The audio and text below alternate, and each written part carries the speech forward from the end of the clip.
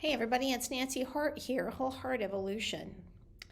And I've been thinking a lot about promises over the past few days. I had the joy and privilege of being at a wedding this past weekend, and I was really taken with the vows, the commitments that this happened to be a Jewish wedding that the rabbi was sharing with the young couple in terms of their opportunities and their responsibilities together to acknowledge the promises they were making to one another and how those promises played out through life. And it was really moving, and I've been thinking about it, and I wanted to offer you an opportunity this week to consider what are the promises I've been making of late. Am I happy with my portion of that promise? Have I made them to myself? Have I made them to another? And what have those results looked like for me? And as I was thinking about how I could best serve you today with this idea of what does a promise look like, I opened up my trusty book, which I haven't in a while, The Daily Flame, yes. And sure enough, here we are, number 159 speaks directly into the heart of this. And I'd really like to share it with you with the idea of what is a promise for us? What's a promise for you? What's a promise for me? And how might we honor ourselves and it in a more consistent and connected way? So here's what Daily Promise says to us. Daily Flame says to us today. It's 159. And it says this: My sweet, I know you tend to make promises you can't keep, resolutions you don't follow, and intentions that fail to stick. So let me get you off the hook. Don't kick that habit. Don't go for that goal. Don't lose that weight. Don't take the leap of faith. Don't do it. Don't even try. Unless, first, you tap into me and get the thumbs up sign that you're really ready. Or I would pose, even if you're not, but you're willing to make the commitment.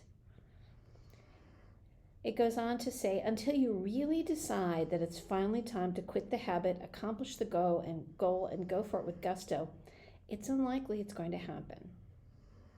You'll make the half-hearted attempts. You'll make promises to yourself that you fail to keep.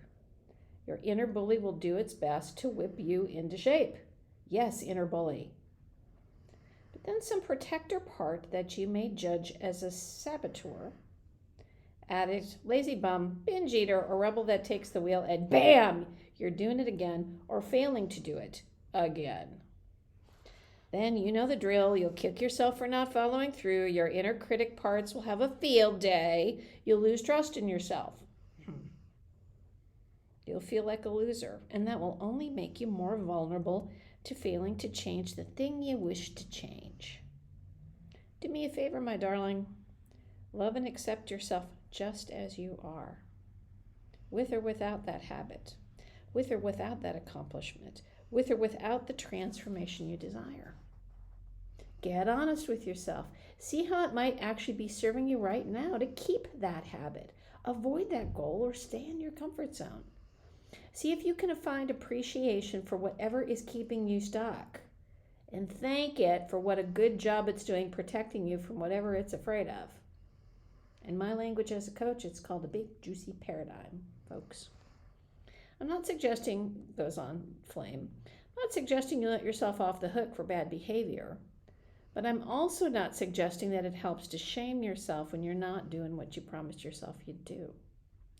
Keep the personal accountability. Invite the self-loathing inner critic to relax and step aside. Hold the paradox of your desire to change in your acceptance of who you are, just as you are right now. Love yourself the way I do. Know that you can't do this life thing wrong, that my love for you is so infinite, there is nothing you can do to lose it. Nothing. Then, when you're ready to go for it, count me in. I'm here and I'll be your best cheerleader and ally.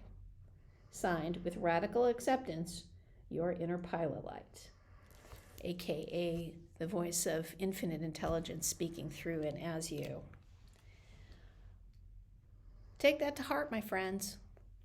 Look at the promises you might be keeping. Look at the promises you're holding in your heart but haven't acted on. Come into accord with who you desire to be. You are more magnificent, full of possibility, and great opportunity, ladies and gentlemen. You are, simply because you breathe. This is inviting us to an opportunity to connect with that which we most deeply long for, to create a burning desire for it, as we say in my coaching language, a burning desire for it.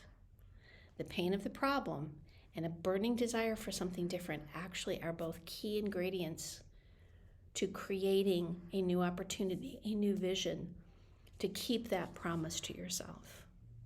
I also invite you, get yourself some support along the way. If you're interested in talking to me about the kinds of support I offer, come on along.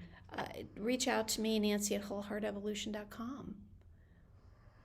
But get yourself support, no question, because that's what makes the difference. Be compassionate, be clear, be kind, and stay moving forward. You're worth it. You're worth it. So that's the idea about promise today, everyone. Keep your promises to yourself. I'm here cheering you on to victory. That's it for now. I'll see you next week. Promise. Bye-bye for now.